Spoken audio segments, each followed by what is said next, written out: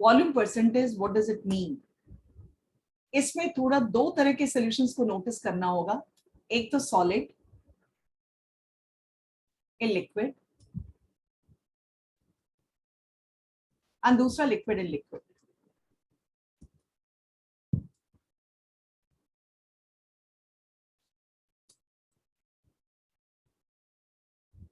Solid in liquid and दूसरा हम लोग क्या बात करेंगे, liquid in liquid. Volume percentage के लिए तो इस वाले केस में कैसे रिप्रेजेंटेशन होगा वॉल्यूम परसेंटेज, और इसमें कैसे होगा ये थोड़ी देर इमेजिन करो। चीनी आपने पानी में डाला, इसको थोड़ी देर इमेजिन करो दूध पानी में मिलाया, मतलब लिक्विड को लिक्विड में मिलाया। ये सारा विजुअलाइजेशन जब तक एग्जाम्पल के साथ नहीं चलेगा, आपको ये सारा का सारा चीज रखना होगा, otherwise you try to grasp it. ऐसे आप समझने की कोशिश करो कि ये क्लियर है। सॉलिड एंड लिक्विड की जब हम बात कर रहे हैं यहाँ पर, वॉल्यूम परसेंटेज कैसे दिखाएंगे, किस तरह से दिखा जाएगा? Mass of solute in grams, क्योंकि सॉलिड है सल्यूट तो उसका मास उठाएंगे, mass of solute in grams divided by volume of solution और सॉल्वेंट। एक बात और ध्यान रखनी है, जब कभी भी पानी में आप सल्यूट मिलाते हो तो वॉल्यूम आपका सेम रहेगा। यदि हम 50 मिलीलीटर लिए हैं पानी और इधर 2 ग्राम्स उठाए हैं सल्यूट को, तो इसका वॉल्यूम चेंज होने वाला नहीं है। 50 ml सॉल्वेंट हम लेके बैठे थे, मतलब कि पानी तुम 1 गिलास पानी लिए, उसमें 2 चम्मच चीनी डाल दिए, तो volume of solution is not going to change, क्योंकि चीनी या नमक जो है वो इंटरमोलिकुलर स्पेसेस में गया है, it has gone into intermolecular spaces. इसलिए हम बोल रहे हैं कि वॉल्यूम ऑफ सोल्यूशन और सॉल्वेंट आपका सेम रहेगा into 100। Mass of solute in grams divided by volume of solution और सॉल्वेंट इनटू 100। ठीक है, ये चीज कब यूज करेंगे हम लोग, जब सॉलिड इन लिक्विड की बात आएगी। तो लिक्विड इन लिक्विड पर आइए, इसको कैसे हम लोग रिप्रेजेंट करेंगे वॉल्यूम परसेंटेज में।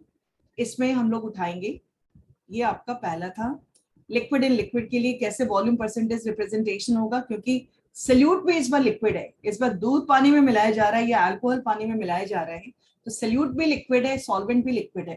तो इसको कैसे हम लिखेंगे, volume of salute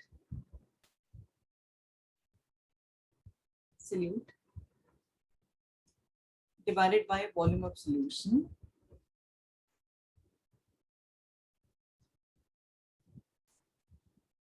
into 100। Volume of solution इस बार बढ़ा हुआ रहेगा, क्योंकि जब कभी भी आपको ध्यान होगा कि यदि हम 2 मिलीलीटर पानी लिए हैं, इसमें 10 मिलीलीटर हम मिल्क यदि डाले हैं, तो it's volume is going to increase to 12 millilitre. So what are we going to notice here in this case, volume of solute upon volume of solution into 100 की हम बात कर रहे हैं। तो ये जो वॉल्यूम ऑफ सॉल्यूशन होगा, this is going to equal to volume of solute plus volume of solvent.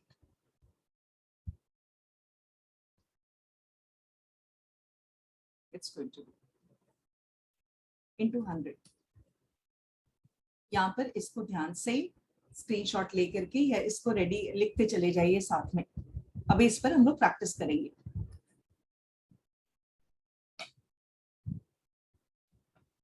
जैसे हम यदि बोलते हैं calculate volume percentage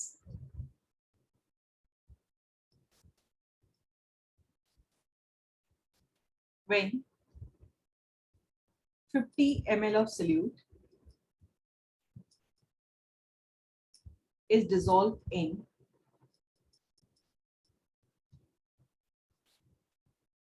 100 ml of solvent। तो इस बार आपका सल्यूट भी लिक्विड है, दिस इज लिक्विड एंड ये भी लिक्विड है। ठीक है, so how are we going to calculate volume percentage here, इसमें volume of salute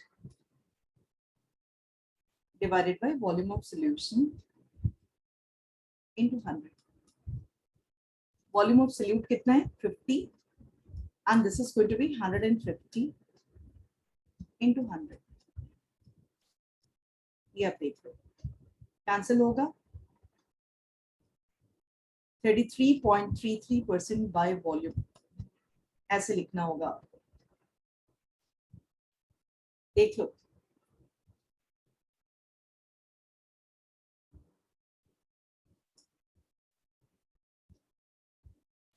percentage when 80 grams of solute is added to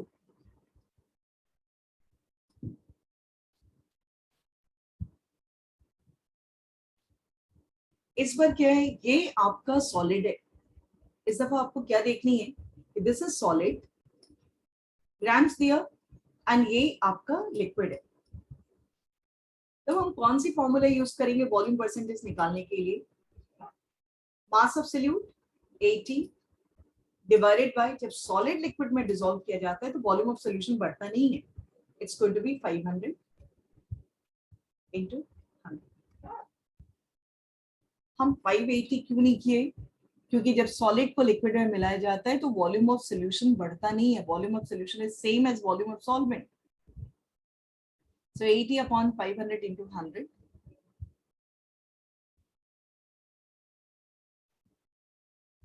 16% by volume।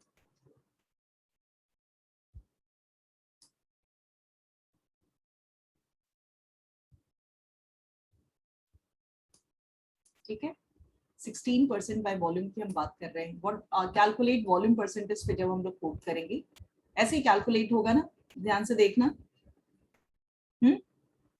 इस तरह से लिखेंगे हम लोग। तो हम लोग मास परसेंटेज के ये सब लैंग्वेज होगा आगे हमारे न्यूमेरिकल का, इसकी वजह से इनको थोड़ा सा माइन्यूटली, या जब कभी आप भूल जाओ इसको चेक, ये सारे एग्जाम्पल्स को एक बार चेक कर लीजिएगा। इसके बाद हम लोग आते हैं तीसरा, mole fraction.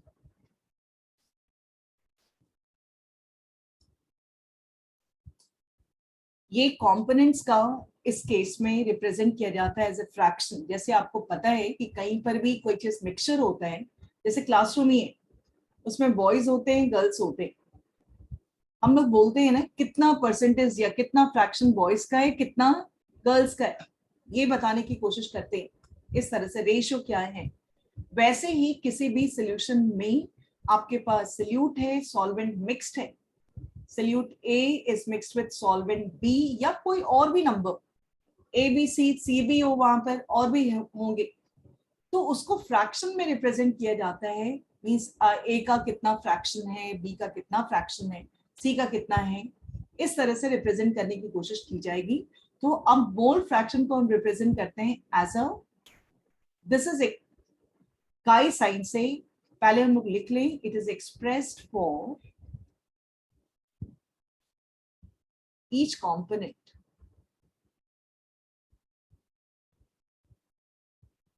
In a solution.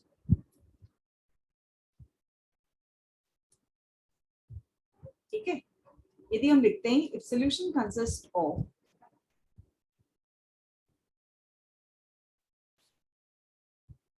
component A, B, and C,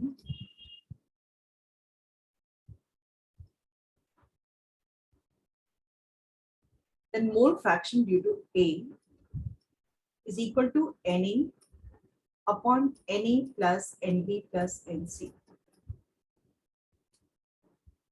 ये देख लो, यदि कोई भी सोल्यूशन में कंपोनेंट्स है A, B and C, तो mole fraction means fraction of A, जो कि एक्सप्रेस करेंगे हम इन टर्म्स ऑफ मोल्स, मतलब कि A का number of moles out of total number of moles, A का number of moles divided by total number of moles।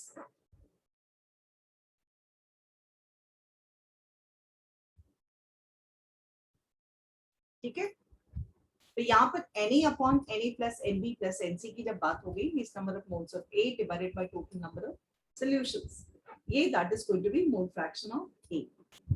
It's going to be A by WA।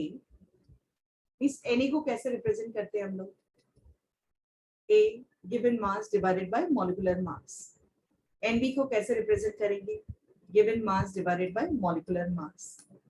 तो यहाँ पर आएगा A by W A divided by A by W A plus AB by WB plus AC by WC.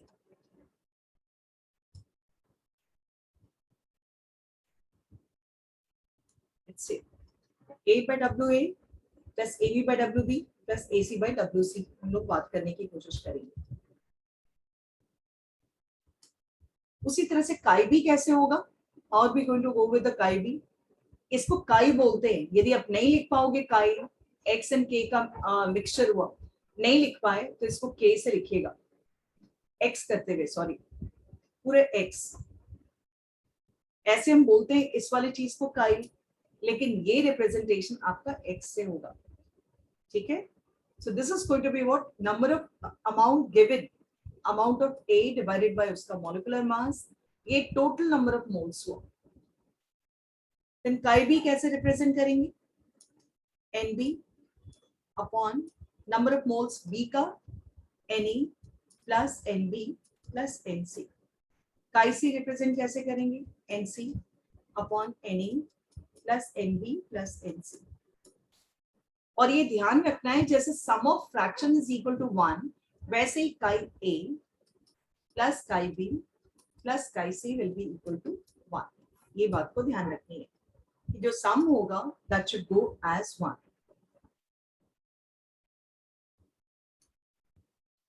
ये बात समझ में आ रही है कि sum of mole fraction that should be equal to 1. कोई परेशानी नहीं है इसमें. ठीक है. नेक्स्ट हम लोग यहाँ पर समझने की कोशिश करेंगे क्वेश्चन के फॉर्म में.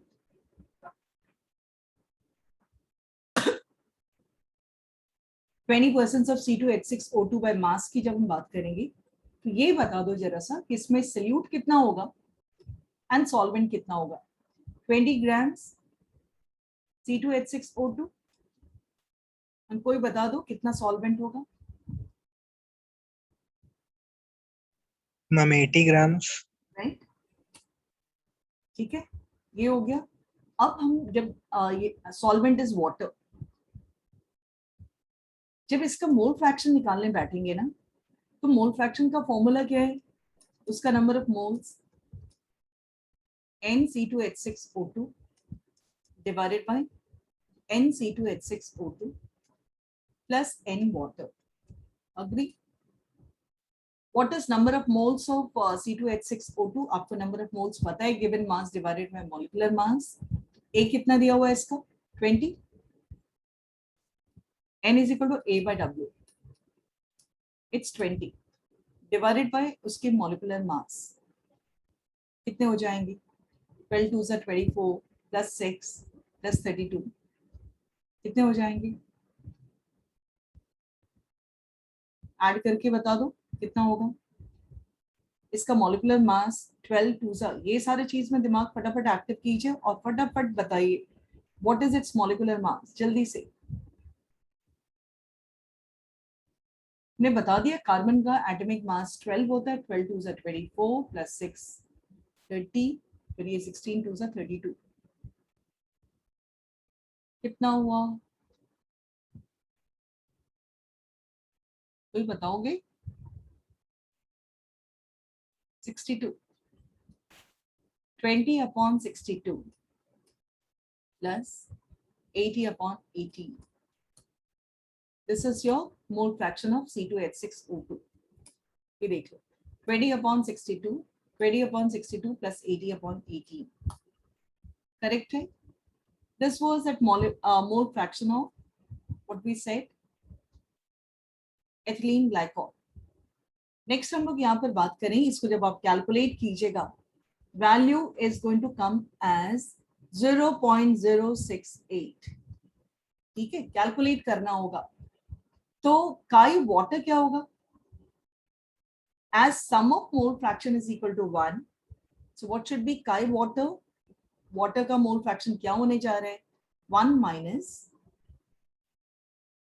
0.068. How much it's going to be? 1 minus 0.068, so it will come as 0.932. ठीक है, ये था आपका मोल फ्रैक्शन कैसे निकालते हैं। पेज 39 क्वेश्चन 2.2, इसमें कह रहा है calculate benzene is dissolve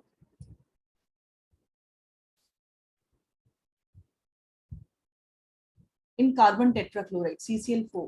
Benzene का formula C6H4 and solution is 30%. Solution का पहले से strength दिया हुआ है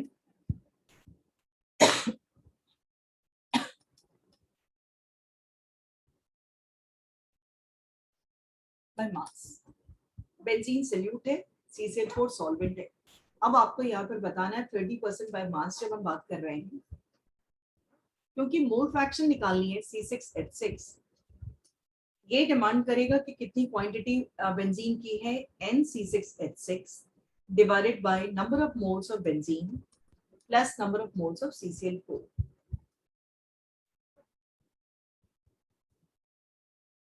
Number of moles of C6H6, this is going to be 30% by mass जब हम बात कर रहे हैं, it's going to be 30 grams in कितने ग्राम्स 30% बाय मास की जब बात होगी 30 ग्राम्स इन कितने की हम बात करने की कोशिश करेंगे, जल्दी बता दो सॉल्वेंट कितना होना चाहिए। 70 grams solvent. So are we going to deal here 30 divided by उसका molecular mass, 30 divided by molecular mass of benzene plus 70 divided by molecular mass of CCl4. इसको पूरे कैलकुलेट कीजिएगा। मॉलिक्यूलर मास कैसे निकालते हैं, C6H6 12 6 जा कितना आएगा 72 80 ग्राम कितना 78 so this is going to be 78। उसी तरह से CCl4 का कैसे निकालिएगा 12 plus 35.5 into 4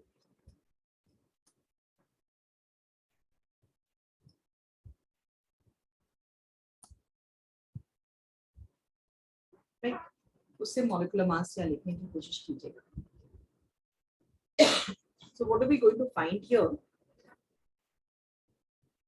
Amount divided by molecular mass, once again amount divided by molecular mass plus 70 divided by molecular mass of CCl4. So that is going to be mole fraction of benzene. इसके बाद CCl4 का कैसे होगा 1 minus chi C6H6. This is the way to find out mole fractions. कहीं पर भी आपका mole fractions निकालने का तरीका क्या होगा, ये एक तरीका है, ठीक है। इसके बाद हम लोग आ रहे हैं molarity number 4।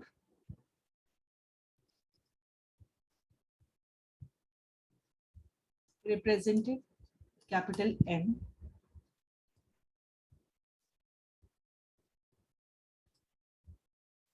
of solute in 1000 ml of solution. 1000 ml we are saying 1 liter of solution. जैसे परसेंटेज बात करते हैं तो कहता है आउट ऑफ 100, यहाँ पे कहता है आउट ऑफ 1000।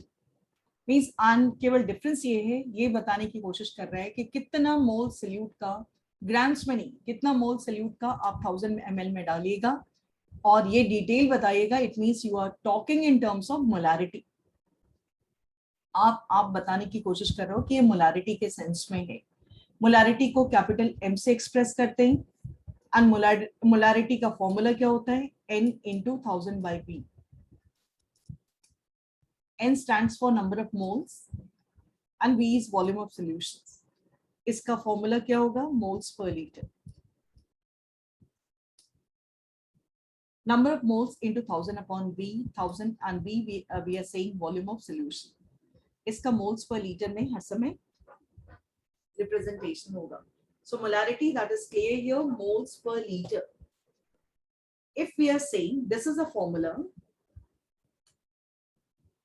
यदि हम आपसे बात करते हैं, इसको m को और ओपन कर दीजिए, given mass divided by molecular mass 1000 upon v, ठीक है।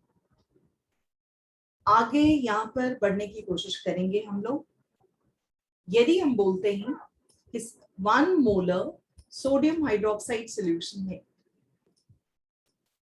आप इसको प्रिपेयर करो जाकर के प्रिपेयर कीजिए 1 मोलर सोडियम हाइड्रोक्साइड।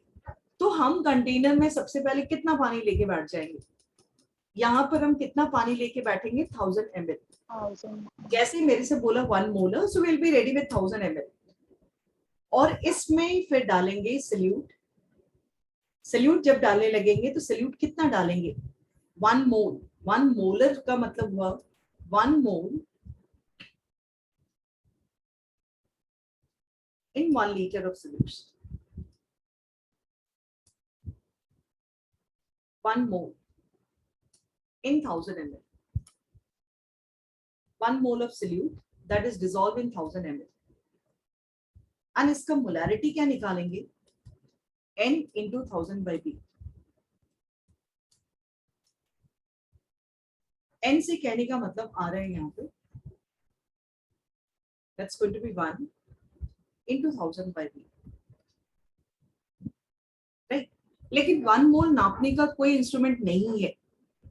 1 मोल से कहने का मतलब होता है उसका molecular mass in grams. In grams 40 into ये जो है 1 mole that is going to be 40 grams.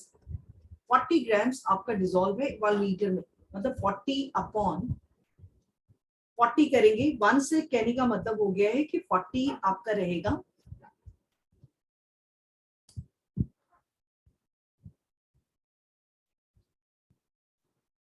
This indicates what 40 grams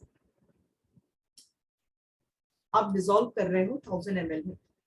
40 grams जाकर के फेंट दिए, तब आप बोलिएगा कि it is 1 molar solution of sodium hydroxide.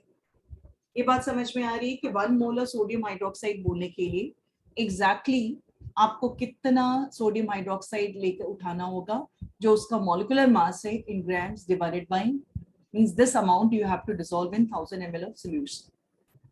ये बात को ध्यान रखनी है कि 40 grams we are going to dissolve in 1000 ml of solution.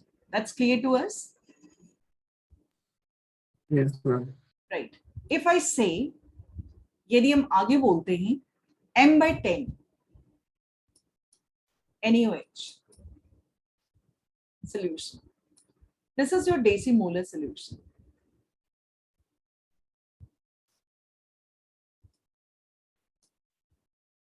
Means how much of sodium hydroxide we are going to dissolve in 1000 ml? Decimolar की जब हम बात कर रहे हैं, ठीक है? This says 0.1 mole of NaOH in 1000 ml. Now, what's the meaning of this 0.1 ml mole की बात करें? What does it mean here? 0.1 mole indicates what? 0.1 into 40 in 1000 ml. 0.1 into 40 कितना चला जाएगा? 4 grams in 1000 ml. देखो प्रैक्टिकल का titration में भी इसकी जरूरत पड़ेगी, तो एकदम ध्यान से आप समझते जाइए कि ये सब लैंग्वेज का मीनिंग क्या है। m/10, m/20, m/40, m/40 से कहने का मतलब क्या आ गया? 1/40 मोल मीन्स कितना होगा? कितने मोल हो जाएंगे? 1/40 मीन्स कितना? This is 1/40 mole in 1000 ml। अब बताओ कि 1/40 मीन्स कितने कितने मोल? इसको डेसिमल में कीजिए, how much it's going to be? What this 1/40 will indicate? By 40 into 40 grams in 1000 ml, क्योंकि 1 मोल 40 ग्राम्स का है। 1/40 means 1/40 into 40, so that is going to be how much? 1 grams in 1000 ml. तो ये सारे चीज के साथ रेडी होना होगा। फिर कह रहे हैं चैप्टर में न्यूमेरिकल्स में फंसिएगा if these words are not clear to you. यदि क्लियर नहीं होगा तो फंसने के चांसेस हो सकते हैं। ठीक है, मोलारिटी जब भी निकालने की बात आएगी, how to find out molarity, आप मोलारिटी कैसे निकालिएगा, इसको कैसे हम लोग एक्सप्रेस करने की कोशिश करेंगे, this we have to see here. जैसे यहाँ पर क्वेश्चन नंबर 2.3 है, कह रहा है कि मोलारिटी निकालिए, कैलकुलेट मोलारिटी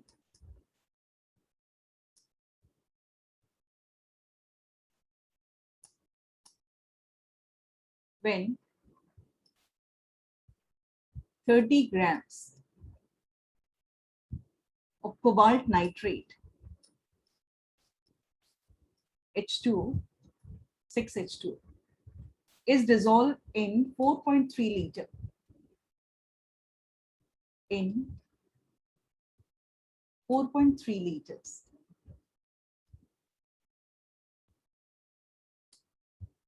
इसका फॉर्मूला हम लोग क्या रखेंगे, what formula exactly we are going to put over here.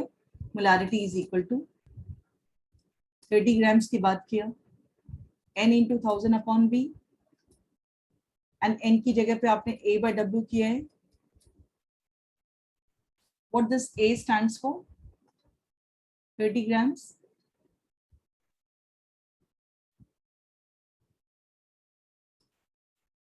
this is 30 and this one is 4.3 litres की बात करेंगे तो कितने मिलीलीटर हो जाएंगे when we are talking about 4.3 liters? जल्दी बोलिए,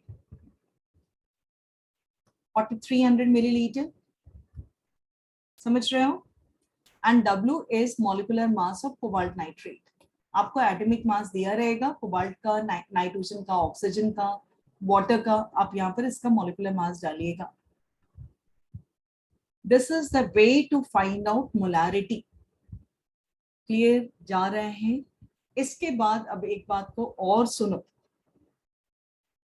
पूरे सॉल्यूशंस को हम मोलारिटी में एक्सप्रेस कर रहे हैं, और मोलारिटी में एक्सप्रेस कर रहे हैं तो हमको पता होना चाहिए कि हम कितना पानी उठाए हैं और कितना उसमें सल्यूट डालेंगे। जितने भी एग्जाम्पल्स आपसे लिए हैं थोड़ा सा वो एग्जाम्पल्स एक दो बार और देखोगे, ठीक है। इसके बाद ये बताने की कोशिश की जा रही है कि एक बार यदि सोल्यूशन आपका बना हुआ है, suppose solution you have made, लेकिन आपको लगा कि वो सोल्यूशन काफी कॉन्सेंट्रेटेड हो गया, सोल्यूशन आपका कॉन्सेंट्रेटेड हो गया, मतलब लगा जैसे कहते हैं कि दाल गाढ़ी हो गई, या फिर कुछ भी चीज आप खाने जा रहे हो तो नमक ज्यादा हो गया, या किसी की क्वांटिटी, सोल्यूट की क्वांटिटी ज्यादा है ना, how are we going to dilute it. कोई भी सोल्यूशन आपका कॉन्सेंट्रेटेड है, उसको हम कैसे डाइल्यूट करने की कोशिश करेंगे, how to means like how these concentrated solutions can be diluted. And जब डाइल्यूट करेंगे तो क्या होगा, तो concentrated solution when it is diluted, ठीक है, जब डाइल्यूट किया जाएगा तब क्या होगा। सो डाइल्यूट करने के टाइम में हम लोग ये जानने की कोशिश करेंगे number of solutes before dilution. एक बात को ध्यान रखिएगा, जब आप B रखे हुए हो और उसमें A डाल करके आपने सोल्यूशन बनाया और आपको लगा कि A बहुत ज्यादा पड़ गया, अब हम A को सोल्यूशन से नहीं निकाल सकते, ज्यादा से ज्यादा हम क्या कर सकते हैं, B और ऐड कर सकते हैं। डाइल्यूशन का मतलब होता है क्या, solvent is added, is added. जब सॉल्वेंट ऐड होगा उस सिचुएशन में, जिस समय सॉल्वेंट ऐड किया जाता है, तो एक बात को ध्यान रखनी है कि सॉल्वेंट के ऐड करने वक्त number of moles of solute before dilution will remain equal to number of moles of solute after dilution of solute before dilution remains equal to number of moles of solute after dilution.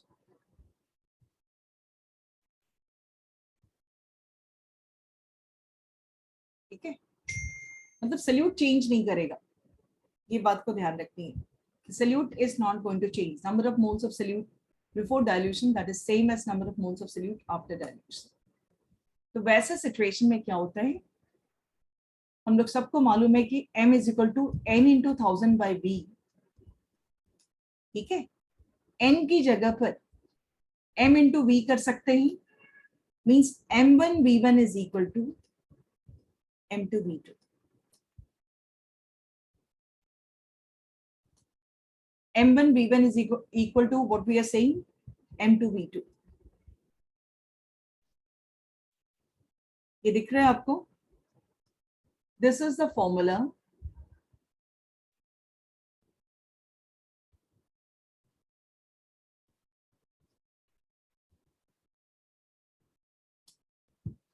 What we are talking here, m1 v1 is equal to m2 v2. Means number of moles of solute before dilution is equal to number of moles of solute after dilution. उसमें आएगा आपका term m1 v1 is equal to m2 v2, right? तो यहाँ पर एक चीज, ये formula को ध्यान रखना है.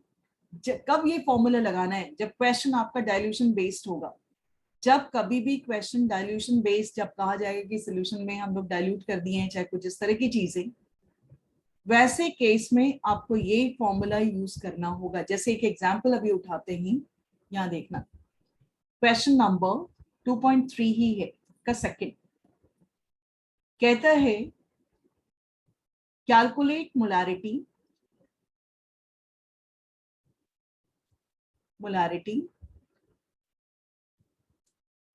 when 30 milliliter of 0.5 molar H2SO4 is diluted to 500 milliliter.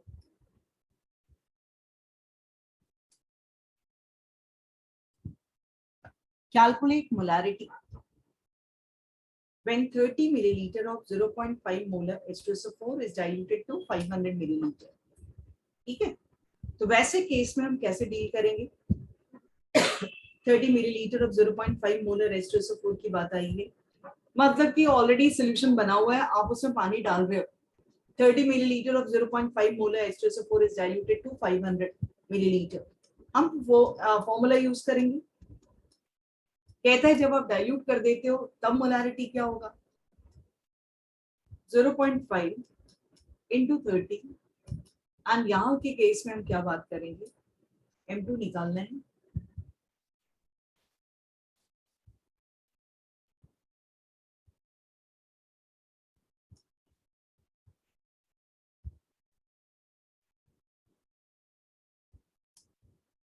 V2 is 500, M2 0.5 into 30. यहाँ से मोलारिटी आपको पता करनी है. ठीक है, ये फॉर्मूला से हो जाएगा आराम से मोलारिटी. और जल्दी बोलो, सॉल्ट प्रेशर सब व्हाट्सएप पे भेज रहे हैं. ठीक है, इतने पे फिनिश करेंगे. और उसको ध्यान से आप सारा का सारा, जो लोग भी पहली बार सोल्यूशन पढ़ रहे हैं वो एक सेपरेट पेज के साथ फॉलो करोगे. इलेक्ट्रोकेमिस्ट्री के साथ मिक्स मत कीजिएगा. ठीक है, एंड करें इसको.